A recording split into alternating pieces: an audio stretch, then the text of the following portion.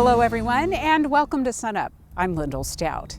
As wheat harvest continues around Oklahoma, we're continuing our discussions from the recent OSU Wheat Field Day at Lahoma. First up is Dr. Brian Arnall, walking us through some of the precision agriculture technology that's available to producers. At Lahoma Field Day today, and really excited to share some stuff we're doing. Typically out here, I talk about the wheat management strategies or other crop strategies as far as nutrient management. Today though, took the opportunity to talk a little bit more about the technology that we're utilizing within my program, the Precision Nutrient Management Program, and the Soil Fertility Program ran by Dr. Steve Phillips. Our first bit of technology right here is a Vera sled. So this technology is actually a fairly old technology developed in the late 90s out of Kansas. It's a very useful technology. As we use this, these blades go on the ground and they send electrical conduct from one blade to the other, and it's able to measure soil texture. And so soil texture, the sand, silt, and clay particles of the soil, drive a lot of the factors: water infiltration, water holding, plant growth, nutrient availability. And so we can map a field soil texture with this machine quite effectively. This machine is special for two other reasons. One is traditionally these machines measure 2 depths.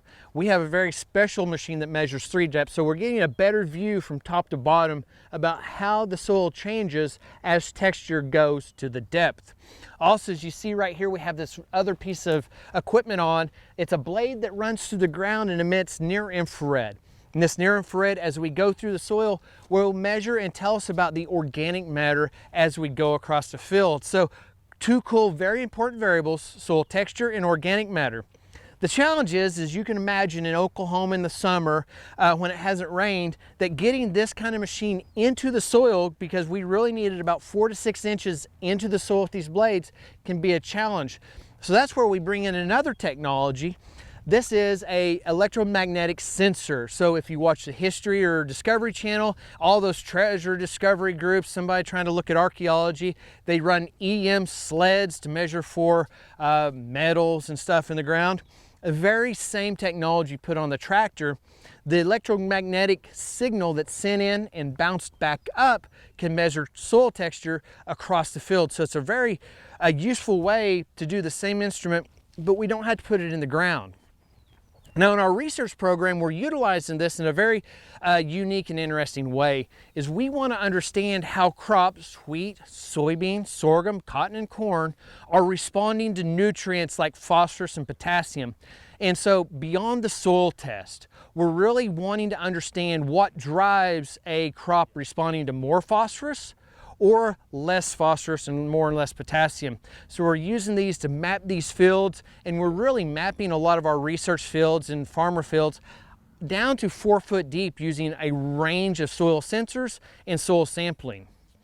Other technologies that we're utilizing within the Precision Nutrient Management Program is the sensors and drones. And so anybody that's ever watched, this is the original green seeker that was developed by Oklahoma State University in the late 90s, early 2000s, and it's really come a long way.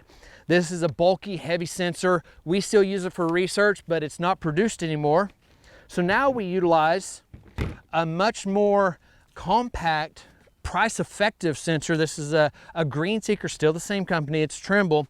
The cool thing about these new sensors is they have Bluetooth, and they link to an app that Oklahoma State developed. And so we can read with the sensor and it goes right to our phone.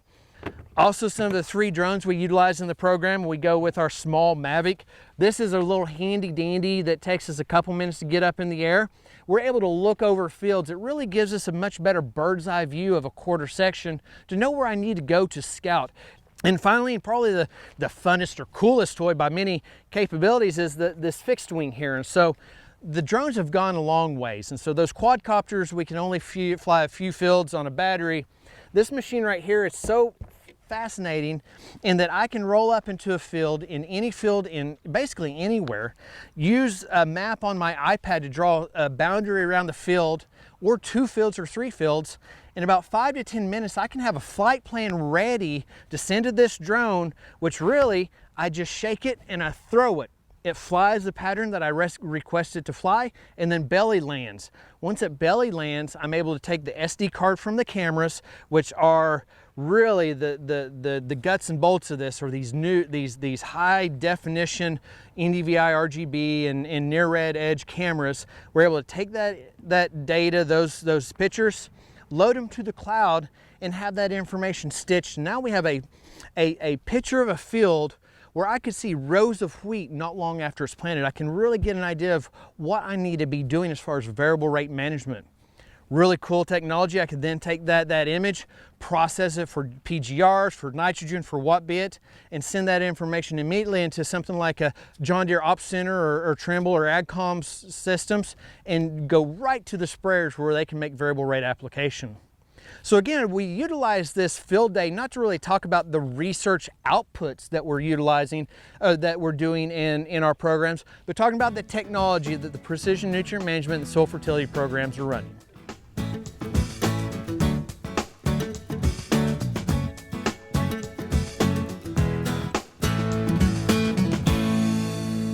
Hi, Wes Lee here, and welcome to the Mesonet Weather Report. Wheat maturity is a little bit ahead of schedule this year due to the relatively warm winter.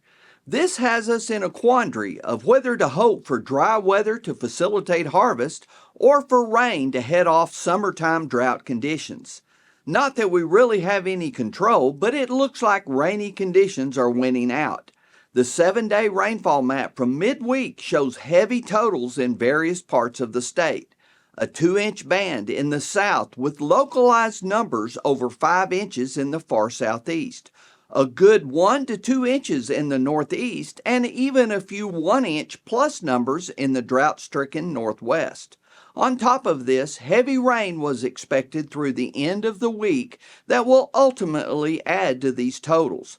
Wednesday soil moisture levels were showing adequate numbers, shown in green on this 4-inch fractional water index map.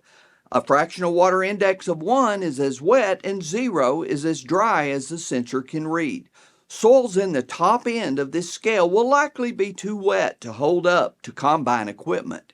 We are not sure how long it'll take to dry out, as next week's forecast continues the slightly wetter than normal trend. Gary's up next with some long-term rain maps.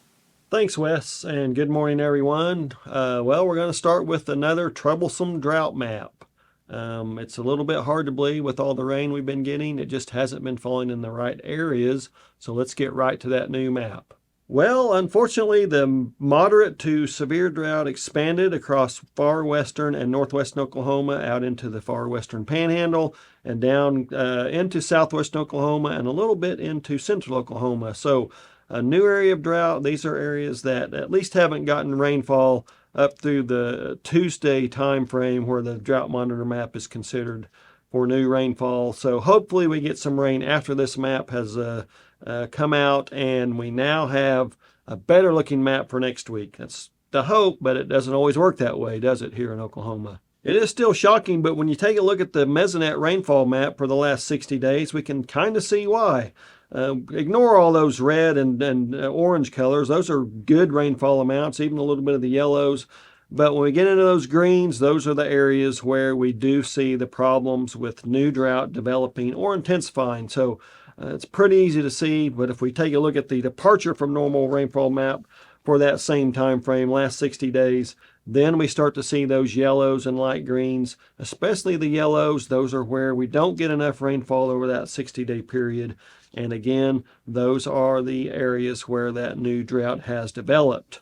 And of course, when we want to explain the abundance of severe weather, close to 100 tornadoes already, we can take a look at the departure from normal statewide average maximum dew point and air temperature graph.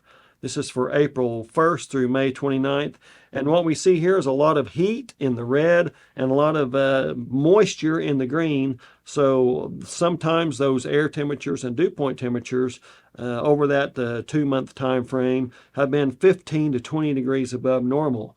When you get that type of fuel for those supercell thunderstorms, then you get the unfortunate results that we've seen. That's it for this time. We'll see you next time on the Mesonet Weather Report.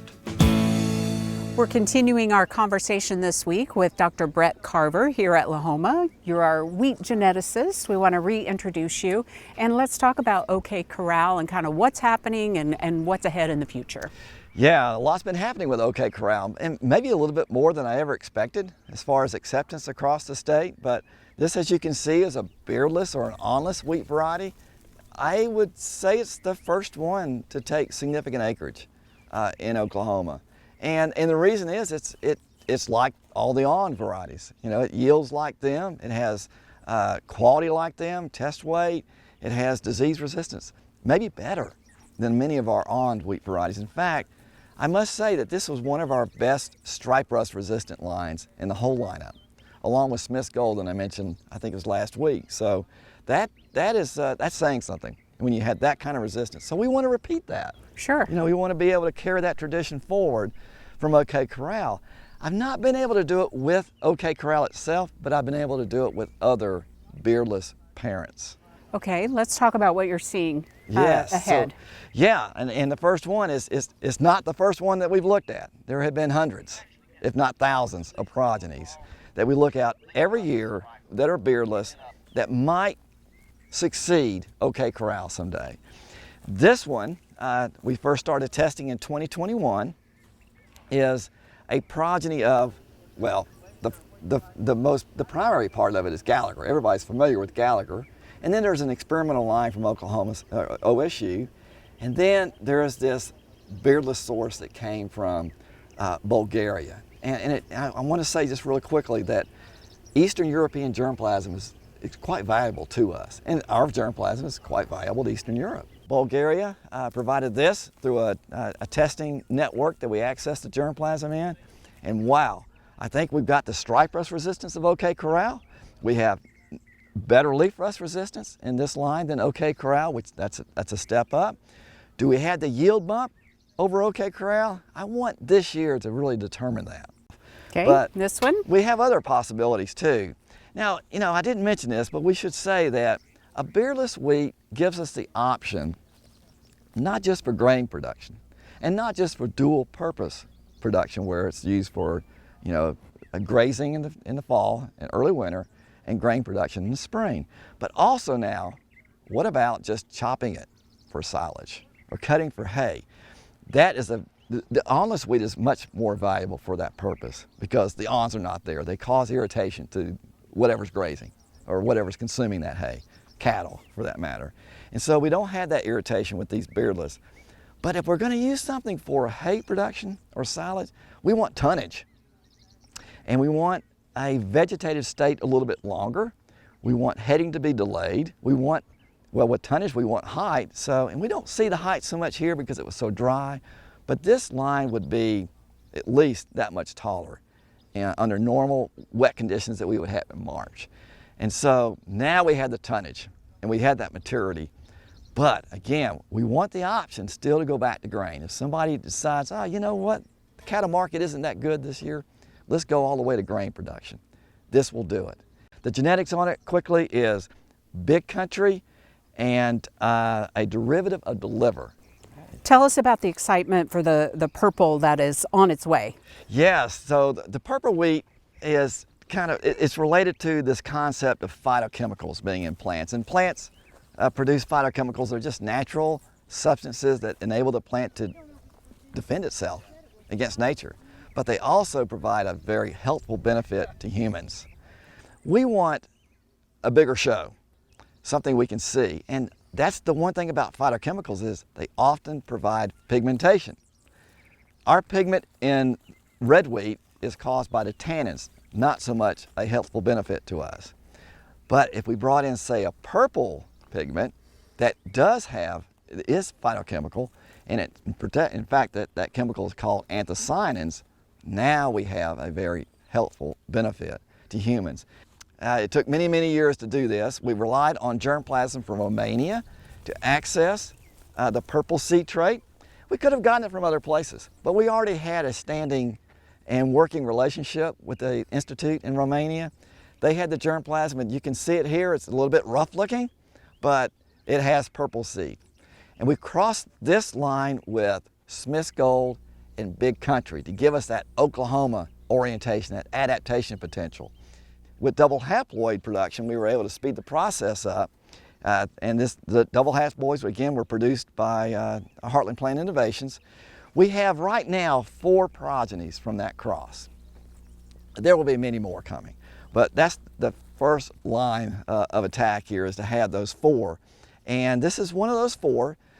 We put 2 of them under foundation seed increase this year, anticipating we might be able to commercialize this. And I think that is there, but we still need to work with industry to make sure we can get into the marketplace with it. Run the numbers for me. What exactly are you talking about here? So yeah, we can measure anthocyanin content in the laboratory at OSU. So the wheat has about 20 micrograms per grams of the anthocyanins. Normally it would have less than 5. So that's a big jump. Go to something like black bean, that's 20 to 25 micrograms per gram. So we're in that category of a black bean and also a blackberry. Not there with blueberries yet, but blackberry, yes, we're right on target. Best of luck with all of that. We can't wait to hear how it goes and how OSU and your team are helping contributing to that food is medicine conversation. That is so important. Very important, thank you.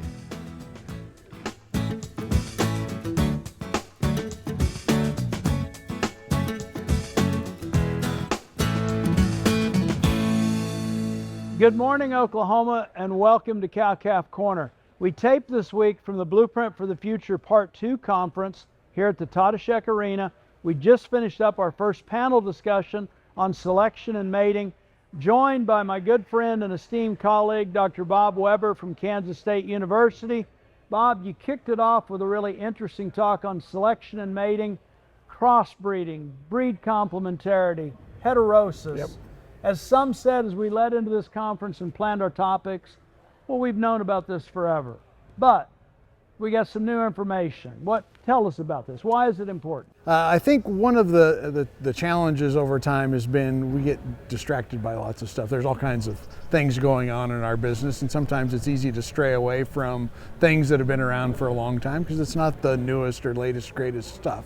But we do have ongoing data collection around the breed differences. So the major U.S. beef breeds are continually resampled by the U.S. Meat Animal Research Center in Clay Center, Nebraska. And so we get real contemporary looks at, how do the various breeds compare. And then subsequently that information is also used to look at the heterosis effect or the heterosis potential those different breed crosses exhibit over time. Because we know as selection happens, different gene combinations happen over time. And so we have different opportunities to utilize or exploit heterosis that those different breeds generate. Bridged into the modern genomic technologies, one of the really interesting aspects for commercial producers is the ability now to genotype animals and determine their breed composition.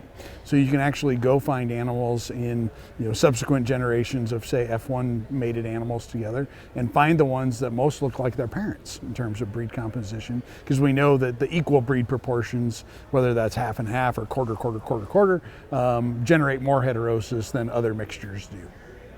And so what the key take-home points you made from your talk, if we're going to consider a crossbreeding program, you made some really good points to consider. Yep. We know there's a lot of upside for the sake of heterosis. What are those key points? Yeah, I think, one of the key ones to remember is crossbred cows drive the bus, right? 2/3 about of the economic value of crossbreeding comes from having crossbred cows and the maternal heterosis they exhibit. And that in itself creates a lot of the complexity in our system, is how do we keep those and breed those crossbred cows. But as you consider those different breeding systems that you might use to build crossbred cows, the important considerations are how big's your herd, right? So different herd size have different levels of ability to manage breed groups and sire groups and so forth. Whether you keep replacement heifers or not, right? So an F1, if you can buy, say, black baldy heifers and Charolais bulls, that's a real simple system that's really effective, can work really well. So herd size plays a key role in what system makes sense. The other thing to think about is endpoint, right? As we know, most cow-calf producers in the United States sell calves at weaning time.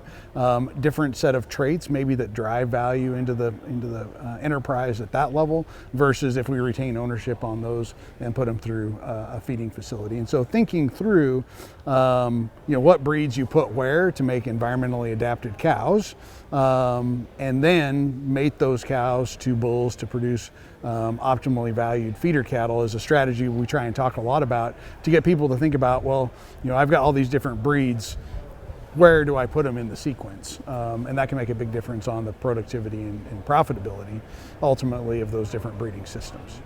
Bob, thanks for joining us. Really interesting topic. We appreciate you all joining us on Cow-Calf Corner and look forward to seeing you next week.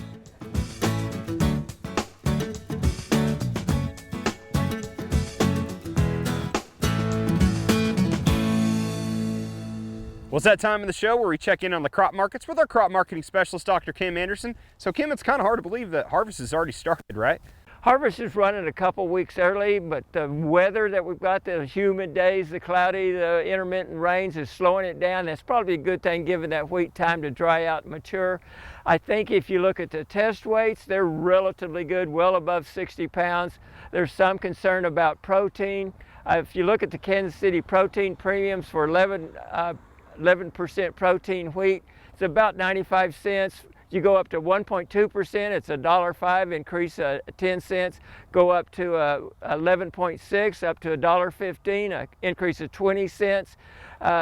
Big changes to 12, you go up to $1.30. That's 35 cents above 11 protein wheat, and at 13, it's $1.45 or 50 cents above protein wheat, that 11 protein. Now, a good portion of that protein is already in the market, so you got to look at the basis. It's already got that factored in. But if the protein comes in low, we're going to have a protein premium this year. So what are the market forces behind the recent price increases? Well, if you look at the big force, it's Russia. I think we've had this increase in wheat prices $1.50, $1.60, because the Russian wheat crop has been lowered. If you go back to January, February time period, from 3.4 billion down to 3 billion. That's 400 million bushel decline in Russian production, 200 million over the last couple of weeks. That 400 million is over half of the U.S. hard red winter wheat crop. So that's had a big impact. But if you look, increases with the WASDE, the world, Canada, Argentina, Kazakhstan, Australia, and U.S. are all having higher production than last year. Russia, Ukraine, and the EU are having lower. Of course, Russia and Ukraine is hard red wheat. The European Union is a hard soft wheat, or soft red wheat. So how should producers sell wheat this summer? Well, we've talked about that a couple of times, and I want to keep mentioning it. You look at the chart, June, July, and August is definitely the time to sell wheat. That average price since 2009 has been $5.84. You get a 23 price drop from August to September, and it goes on down from there. So you want to sell in that time period. If you're looking at timing your sales right now, you can sell for $6.80, $6.85 in Prawn Creek area.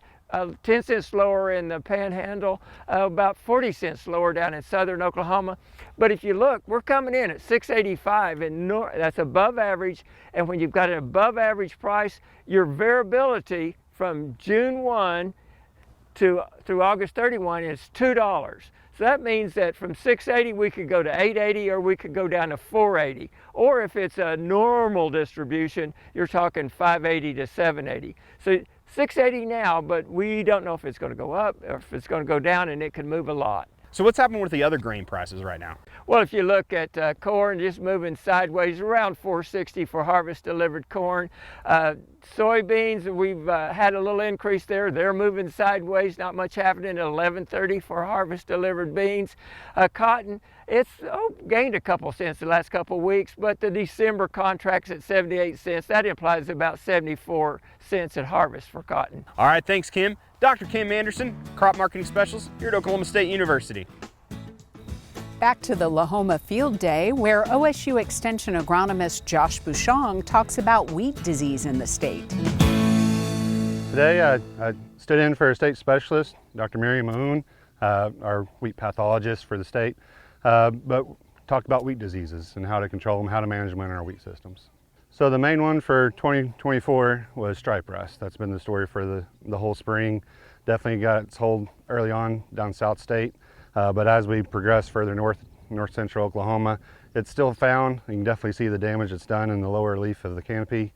but we still have some remnants that made it all the way up to the flag leaf up here, even in north central Oklahoma. So stripe rust was the early issue we had, and then we still have some leaf rust actually out here.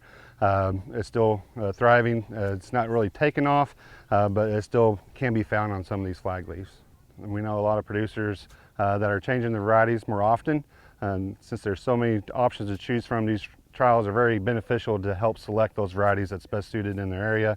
We have these variety trials over western Oklahoma for a reason. That's so we get more regional, local data for farmers to choose what variety works best for their system and what disease package and insect package, herbicide tolerant package, whatever fits their operation. So going into this fall, guys picking new varieties, be looking at those disease ratings. Another issue that we often see this time of year is once we get those heads starting to finish out, some of them might start change. One issue that we have seen as far as pathogen and diseases go is common bunt, or also known as stinky smut. So with that disease, you often find those heads, those kernels affected, but keep in mind, not only do we get that discount at the elevator, a price discount because of the smell, smells kind of fishy, but also that virus, or that pathogen, that disease, can only survive in seed as well as be soil-borne. So if we are looking for seed weed, or we're saving our own seed for next fall, keep in mind that we don't want to be inoculating new fields with that. If we are using that for seed wheat, we want to be using a seed treatment this fall. The other smut is loose smut. It's a little bit safer. It's not going to be soil-borne, but it is seed-borne. You're not going to get the price discount out the elevator like we do with common bunt or stinky smut. But the loose smut, you often find those heads where the kernels kind of turn to powder, turn black. But keep in mind that one head, you might not find that many of them, but those spores did infect several other heads. So that's kind of exponential. If you did find some heads, and like I said, if you are saving that for seed wheat, be sure to be looking at a fungal seed treatment this fall when we start sowing our wheat.